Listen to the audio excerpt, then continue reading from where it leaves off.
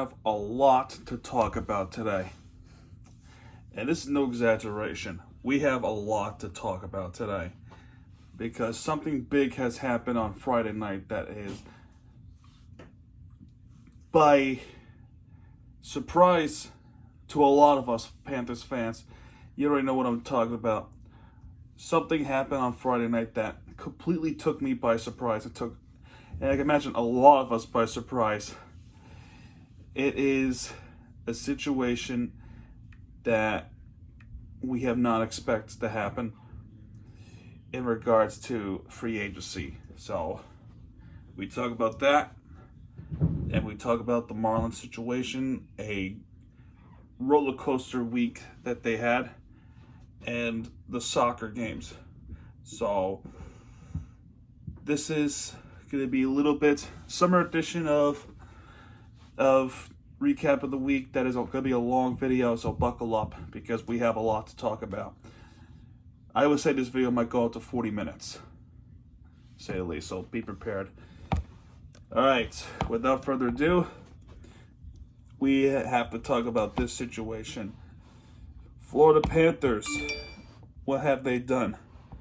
Breaking news coming out of Friday night.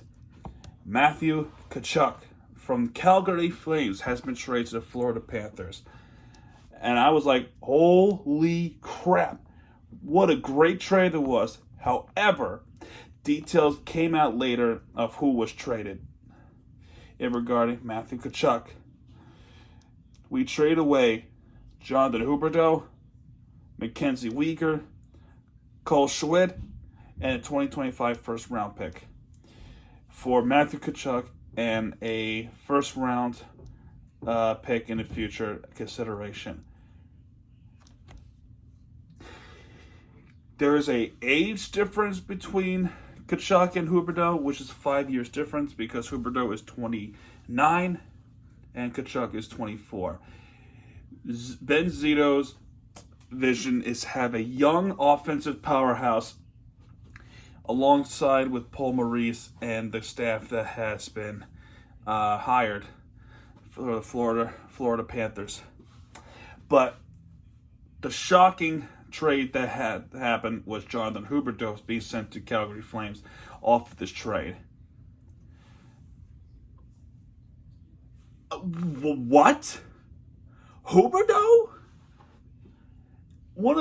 He had one of the best seasons in his career with the Florida Panthers with at least 73 assists and points. And you trade the guy? What? I get TKACHUK has 40 goals, right? He had 40 goals last season with Calgary. That team and Florida Panthers were second round exits. But, oh my God, Huberdeau? Why Huberdeau, though? Mackenzie Weegar, too. We had our top left wing for Mackenzie Weegar. I mean, he has been a liability. But, oh my gosh. If you ask my opinion, I say Calgary won the trade by a lot. But who knows? Who knows? Things will be different. The situation is this. TKACHUK is frustrated with the Calgary Flames because he wanted to have an extension with Calgary because of the way how he's been playing. And it seems like he hasn't been treated pretty fairly in Calgary. So he was traded to the Florida Panthers with other stars that we had to the Calgary Flames. And get this. Get this. Matthew TKACHUK had a 8-year contract extension. 8 years with $9.5 million with $685K guaranteed for 8 years. 8 years. TKACHUK has the heart of wanting to win a game. So that is a big piece that we've added. But to trade away other key part of our offense, Huberdeau, it's like, I'm mind blown. I don't know who won the trade. I might have said earlier that maybe Calgary might have won the trade, but at this point, looking at the stats, I don't know who won this trade. I have no clue. For what it's worth, one of our teams got fleeced. Have you heard of the word fleeced? I haven't heard much about Fleeced. Yeah, 8-year extension with the Florida Panthers, Matthew Tkachuk. So he's here for a long time. If he makes a big impact, okay, maybe.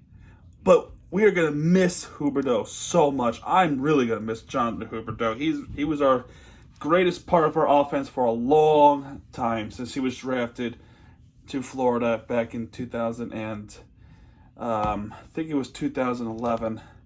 But I'm about to look this up because I totally forgot what year it was. It was 2013. He was drafted with the Florida Panthers in 2013. Oh no, it was 2011. I was right initially. He drafted in 2011, third overall, and then played in 2013 because he was with the minors in those couple of years.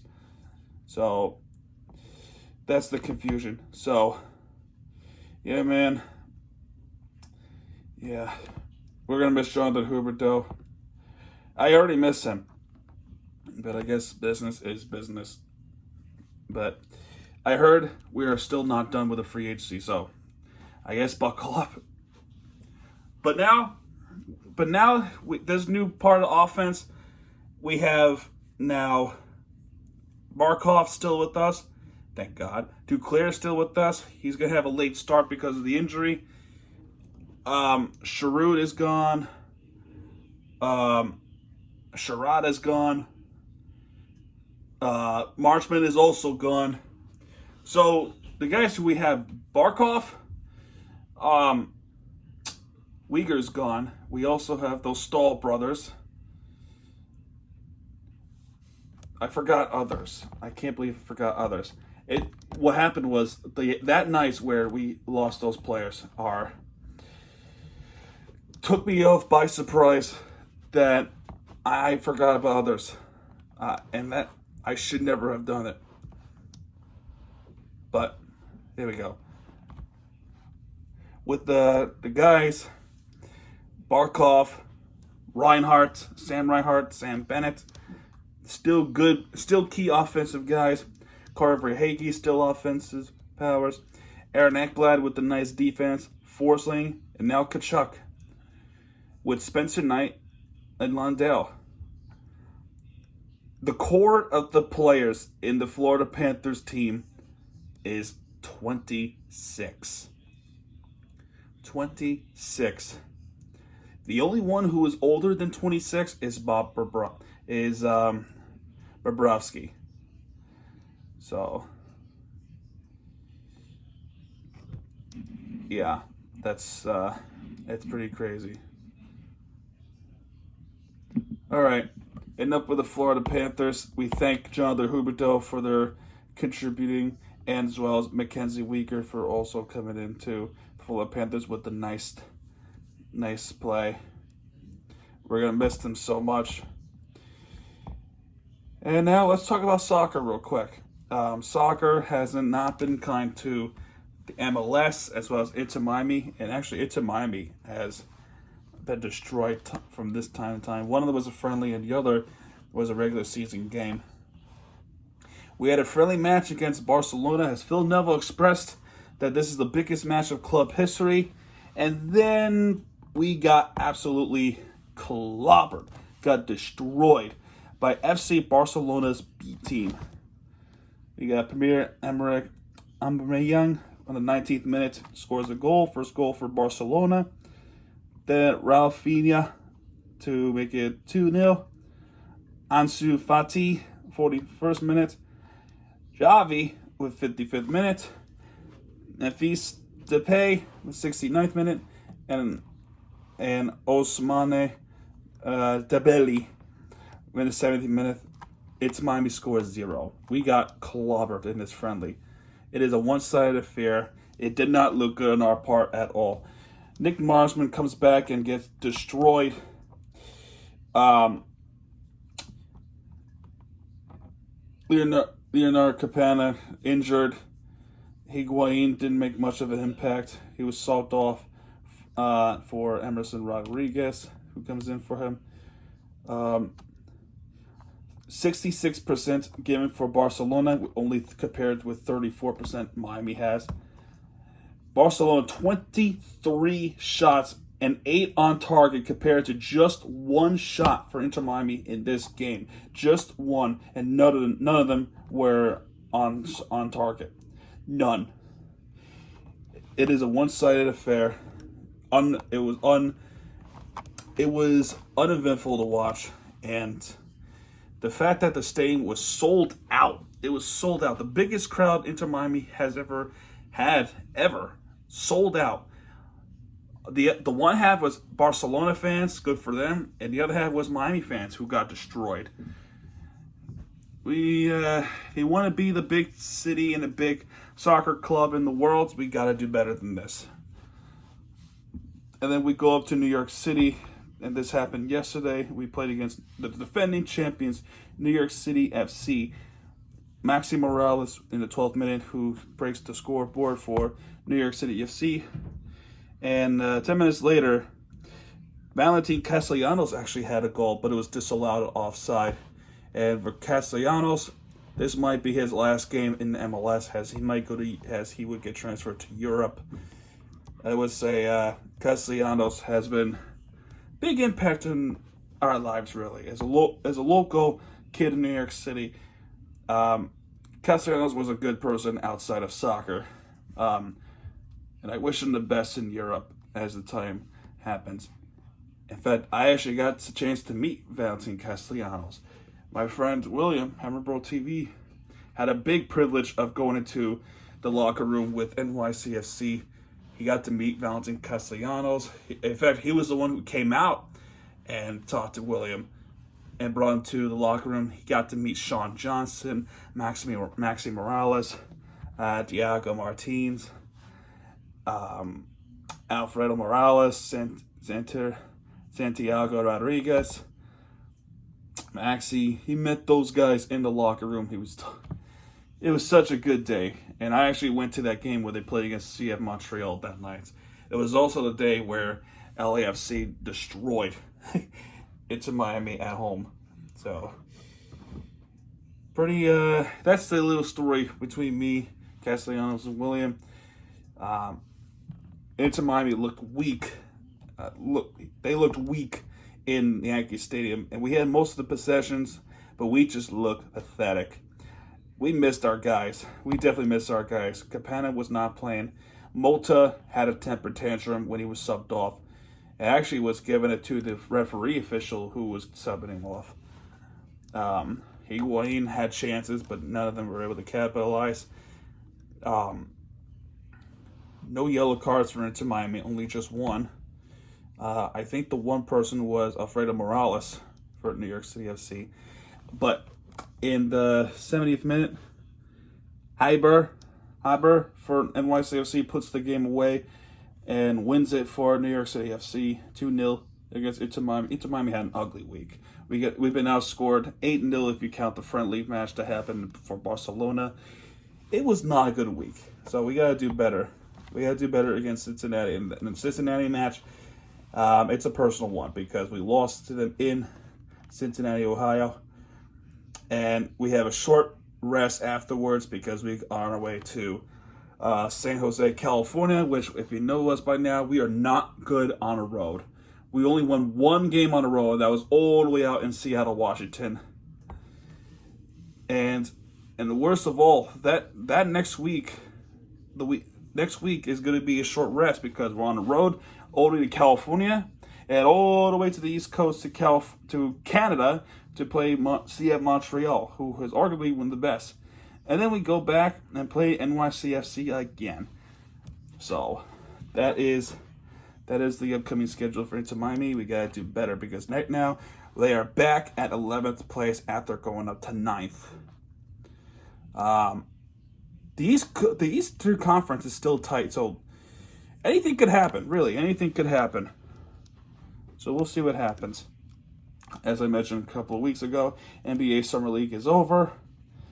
Portland Trailblazers won against the New York Knicks. So that is the recap of the NBA Summer League that has happened. And now we're going to talk about the Miami Marlins.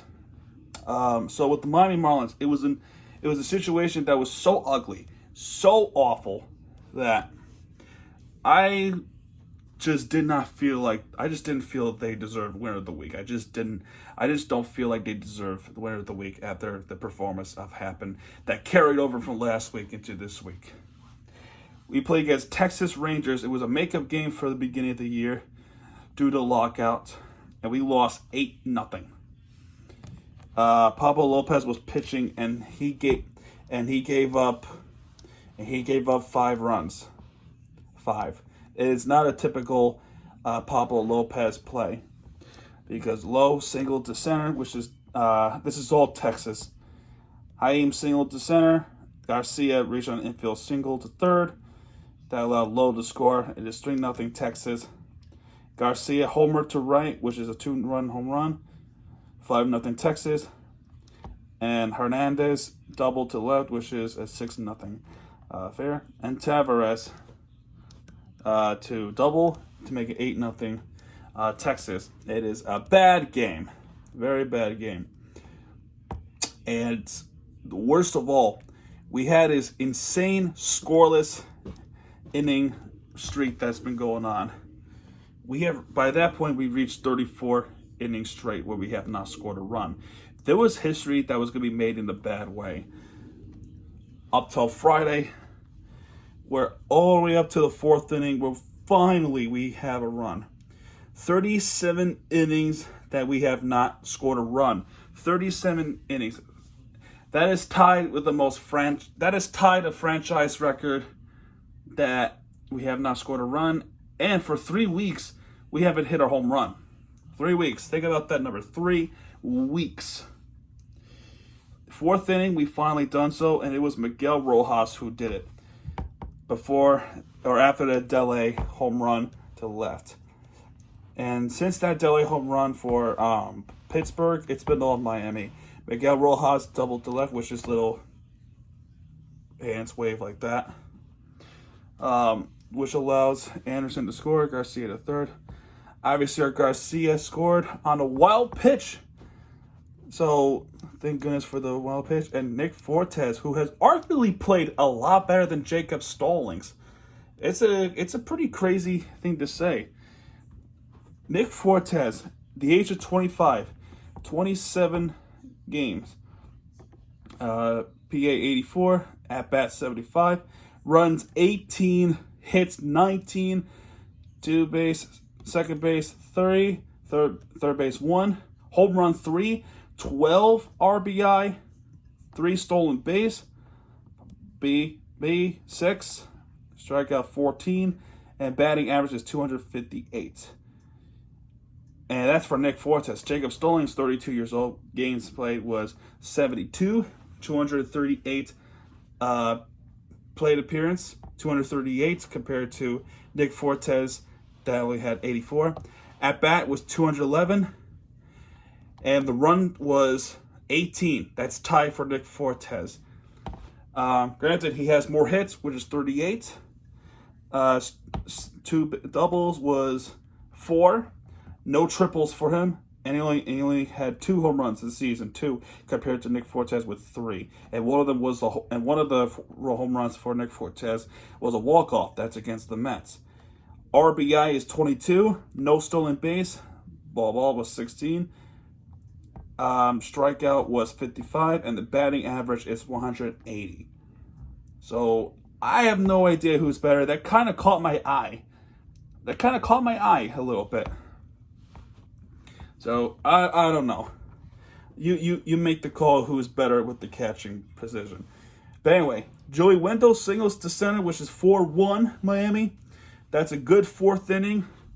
We have 4 runs scored. 6th inning, we have 3 runs scored, and that's all thanks to Nick Fortes again. Wow, Fortes having a good season so far.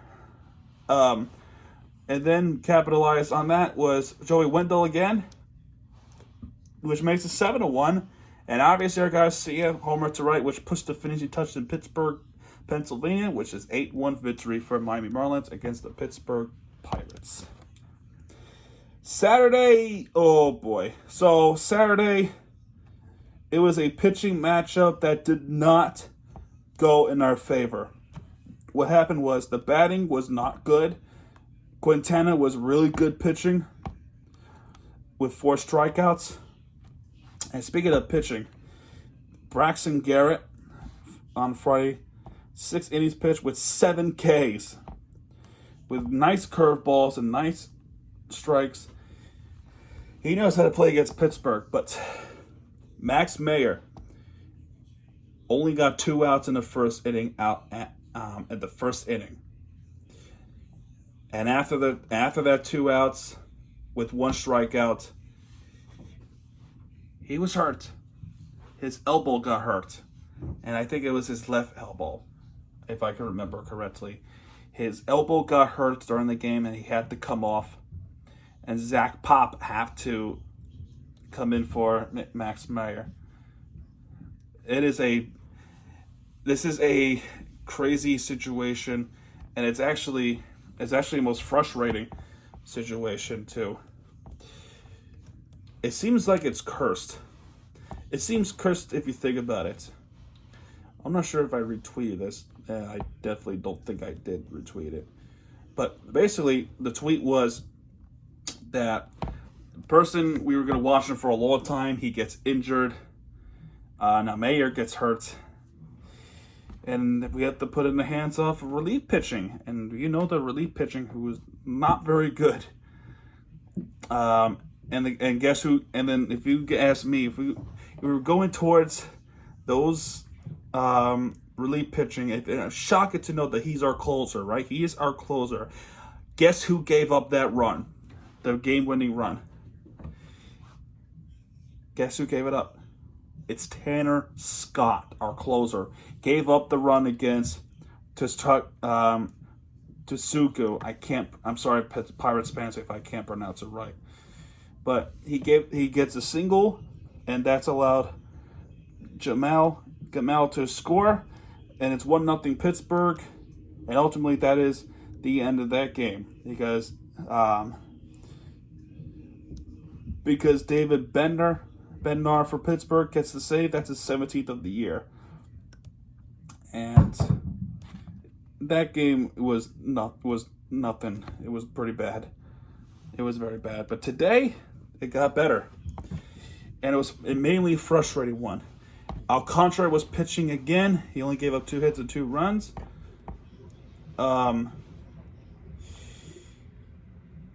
And he only pitched 6 innings today.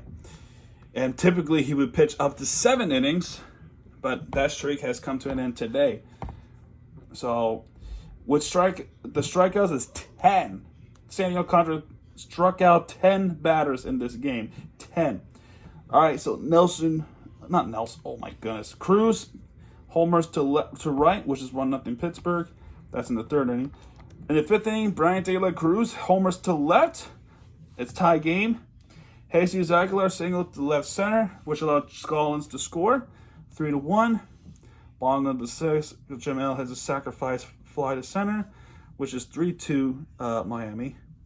Brian De La Cruz hits a single to left, which allows Bleday to score. So if you don't know who that is, J.J. Bleday. He was a number 1 pick in the 2019 draft. He was called up yesterday, and today he got a first base hit, and it was a double. It was a double, and it was a nice game for Bleday. He plays center field, and I think he got a run in too, so that's nice for Bleday. Then the bottom of the ninth, Tsuku, who won the game for Pittsburgh the other night. Anthony Bass was the closer of that game, and then he gave up 2 runs in the bottom of the ninth. And I'm like, are you kidding me? You're gonna screw up Alcantara again? Like, Marlins fans are getting frustrated with this. They're saying sell most of the bullpen for a better bullpen in the future. And if you ask me, I agree. I agree with what they're saying. It's frustrating to watch the bullpen keep blowing the games time after time after time after time and after time. It's frustrating. It's pure bullshit. But fortunately, it's Manfred ball. If you know what Manfred ball is, it's extra innings. And for this, Nick Fortes comes in and singles to right. He's a pinch hitter for Jacob Stallings. Pinch hitter. And then and that pinch hit he hit for the Miami was a big one because Luke Williams was able to score, and it was an error given up by Pittsburgh, and that ultimately takes the lead for Miami. Miguel Rojas was able to single to left after an incredibly frustrating weekend for Miguel Rojas, who keeps grounding up double plays. People were saying sell or trade away Miguel Rojas. Like, really? I don't understand why. I don't understand. I get the frustration, but leave Miguel Rojas alone. He's a veteran of the Miami Marlins. That's just my opinion. Then we go to the 10th inning where we have a new pitcher who ultimately making his debut. Who making his debut in this year, to say the least. It is Jeff Brigham. As far as I know, this is his second year playing the major leagues, and I think his last one was in 2020. But he gives up a run for Mitchell, and then he gets a save in this game. It's a big save, his first one since 2020. I'm trying to get his full staff. Let's see. The last one was in 2020. His debut was actually 2018, where the Marlins was wearing orange at that time. So yeah, he played 4 games that year. 2019, he played 32 games. So this was personal for Brigham. He's been through a lot. He's been in the minor leagues for a long time. But yeah, where does it say saves? Yeah, he has a save in 2019, actually, not 2020. But I say 2020, that was his last game he played that year. And it's pretty crazy. But good for Brigham. I hope he keeps pitching for the major leagues. But the good thing about this game, right, that we won, the Braves lost. The Cardinals actually lost against the Reds. Shocking to know. And the Phillies lost. So we're moving back up. It's still a stretch. We're still mathematically alive, but it's still a big stretch. So pending on the Giants and Dodgers game, which, by the way, it is a tie game as we speak, 4-4 at Dodger Stadium. If the Dodgers win this game, we are 3 games behind the San Francisco Giants, and we have to keep hoping that they would lose because for what we can see, the Atlanta Braves are going to make it to the playoffs. So is the San Diego Padres. Now it goes down to one of 5 teams. 1 of 5, because the others probably have no chance of making it. It is the Cardinals. It is the Phillies. It is the Giants. That's 3, right? And then we have the Marlins, which is our team, who is still trying to make the push. If we can do this, we win out and hope the others to lose. Especially that we got swept by the Phillies, which is a killer series sweep. And we have the Rockies. And then maybe you're going to have the Diamondbacks too. But a situation that we have to keep in mind of. We got the Reds coming up. Arguably one of the worst teams in the league. We have to beat the Reds. We can beat the Nationals. We got to beat the Reds too. But they're hot right now.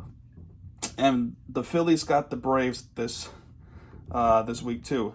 So we want the Braves to actually win. That's hard enough to say. And then this coming weekend, I think we have the challenging New York Mets. Yep, and it's at home. So this week is going to be a big week for the Miami Marlins, and to say the least, it is a very scary week to even think about because we want to make the playoffs, and it's very tough to make the playoffs. Especially now with this situation. The situation is now we have the injury bug. Jorge Soler is back on the IL, on the 10-day IL with the lower back spasms. So that's tough. Then we have Jazz Chisholm, who is now on a 60-day IL. So his season is probably over. Season set a match, huh?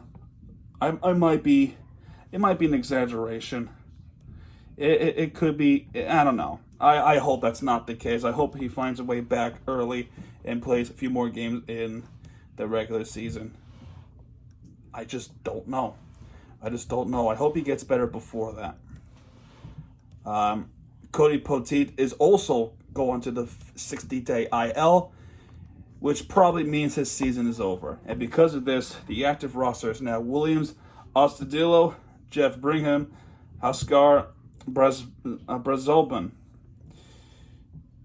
Moved to 60 IL, opened up in 40-man roster. The above is Anthony Bender, who is done, Jazz Chisholm, who's probably done, and Cody Poteet is also pretty done. So it's a terrible situation the Marlins are in. 60 days from now, July 24th, all the way up to September 23rd, or the 24th, or even the 25th. If we make the playoffs, which just to say, mathematically, theoretically speaking, if we make the playoffs, we could see Jazz coming back, who gets a rusty start. Let's just say, if there was a chance that the Marlins do make or close to making the playoffs, and he's ready to go, he has to go through rehab, and he has to make it back for the playoffs. That's theoretically speaking. But the question is, will he be hot again by that point? We don't know. All I know is that we have two scenarios. One is we're in that wild card spot by a little bit inch, or two, in typical fashion, we are done. But this is the closest we think of heading to the playoffs since 2016, if you do not count the pandemic year, 2020. Because in 2020, we did make the playoffs, but it was a short season. I personally want to make the playoffs legitimately with the full 162 games that we're going to be playing. So we'll just have to see. We'll have to see. This Marlins season, as frustrating as it was, it's actually not a bad year. It's actually not that bad of a year. I know it sounds insane to say, but it's not that bad of a year. Because we still have a shot at making the playoffs. We actually still have a shot at making the playoffs since 2016. 2017 was really our last best year in the 162 games standard, with Carlos Stanton winning the MVP with 59 home runs, almost to 60. Then our front office decided to trade him away. We gotta have a good team. And like I said, and I'm going to say it again, our front office continues to be an issue. And I hope things change. Maybe it's changing. I don't know. Maybe our GM is actually a good GM.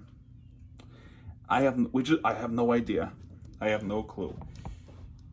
But the rest of July is going to be an interesting one because we have the Reds and we have the Mets. And I think we have the Reds again. Yeah, at home. And what's scary about the month of August is that we have West Coast trips coming up. Los Angeles and Oakland. The interleague matchup. But first we got to go through the Chicago Cubs, which might be beatable. Cubs is having a mediocre season, but who knows? We'll see what happens when that time comes. If the push of the playoffs is not where it starts right now. We have won the series against Pittsburgh Pirates despite the frustrating fashion that happened. And for what it's worth, this might be a frustrating and a stressful ride that we're going to be progressing through. So, from what I'm told for the Miami Heat, Jimmy Butler and Bam Adebayo is actually getting in a lot better shape, as well as Kyle Lowry. As we're still trying to pursue Kevin Durant because now the Donovan Mitchell thing is pretty much all done with, the things.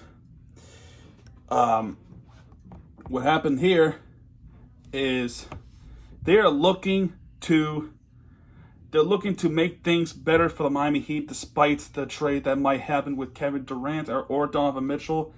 If Bam stays and Jimmy Butler's clearly staying. But if Bam stays, and so do Kyle Lowry, they're going to play a lot better. They have a better offseason, and they're in a lot better shape. And I don't know if you can see Bam Adebayo's highlights, but he actually played for the Miami Pro League this season, and he looked great. He looked fantastic. And he's shooting three-pointers off. So, I don't know. We'll see what happens. Tyreek Hill also played some football. Miami Hurricanes season is also going to be coming up soon. I am so excited for football. I'm excited for football.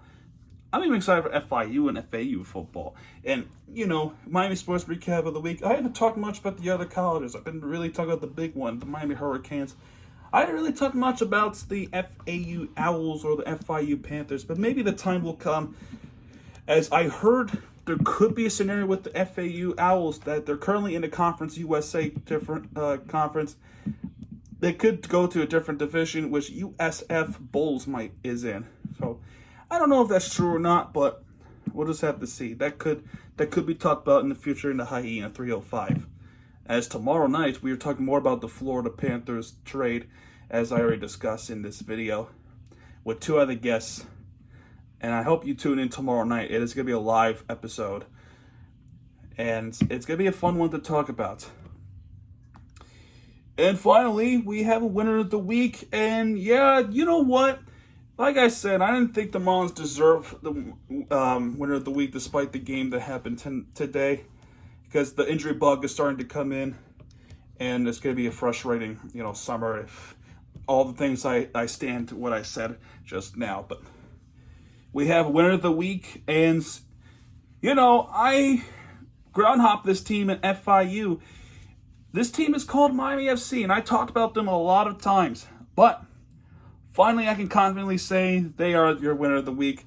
This one, if you don't know who they are a USL Championship team in the USL Championship League from a U.S. soccer pyramid, and they are second. And Miami FC, Miami has a team in USL.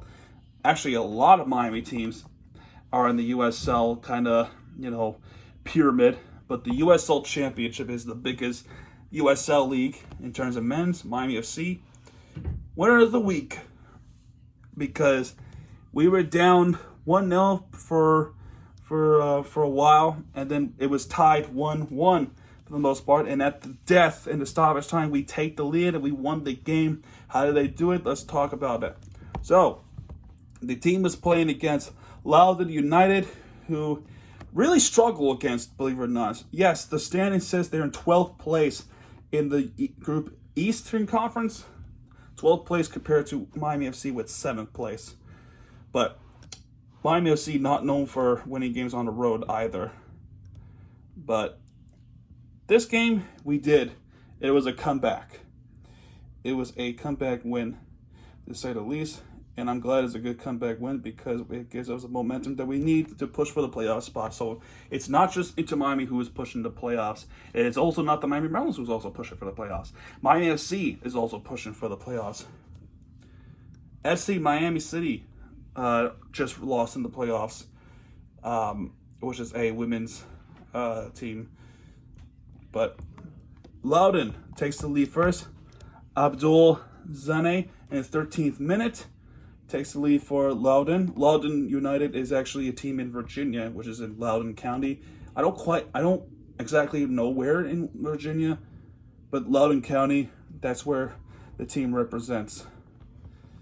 And in the 34th minute, Florian Violet to tie the game for Miami. And a lot of shots actually were so close for Miami. Very close. It was overdue to take the lead for Miami FC, but eventually in the stoppage time, in the second half, we did. It was Paco Craig who almost missed it, believe it or not, a lot, and it was from a set piece, a free kick.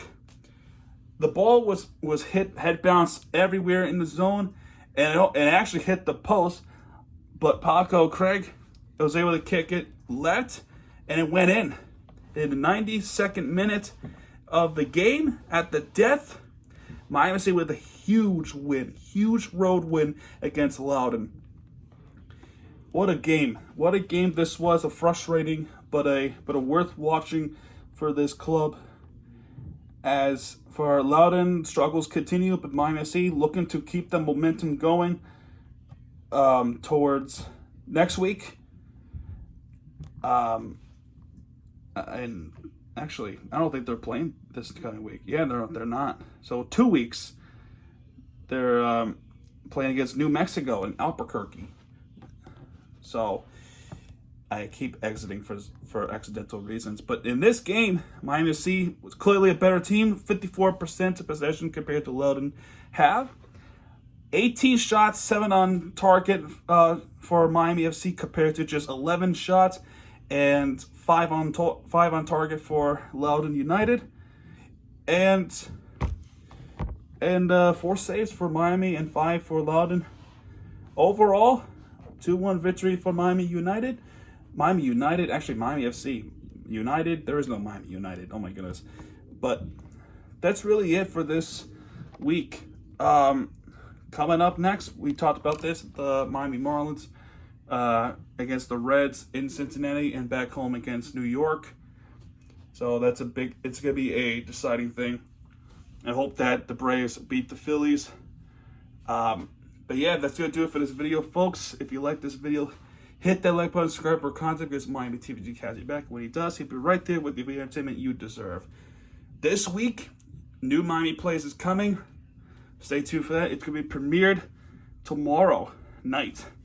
And while tomorrow night it's happening itself, tune in on FL Team's YouTube channel, because we're going to talk a lot more about the trade with Matthew Tkachuk and Jonathan HUBERDEAU, as well as Mackenzie Weegar, Cole Schwitt, and first round pick that we gave up to Calgary Flames. So, yeah, thank you, Jonathan HUBERDEAU, for sticking with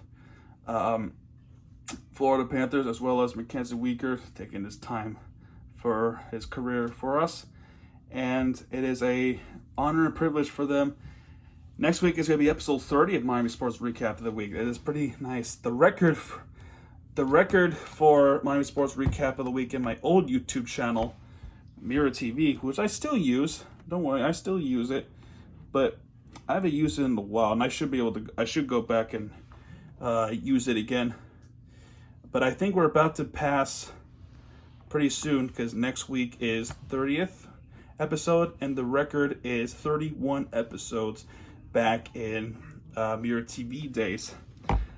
Because Miami Sports Recap of the Week episode 30 was the last one, and that week I talked about the Dolphins signing Will Fuller, and it was that time where my anxiety was actually not good. I had it was a mental challenge that year, very mental challenge in that span of 2 years. It was bad, and the reason why I point that out is because I've come so far in my life to Miami TV, where I'm at that peak where I'm starting to get my life together and to actually move on and to move into a better state, which is Florida, very soon. But yeah, like I said, if you like this video, hit that like button, subscribe for more content, because Miami TV has your back. And when he does, he'll be right there with you for the entertainment you deserve. Miami TV 7-0, folks. Good night, everybody.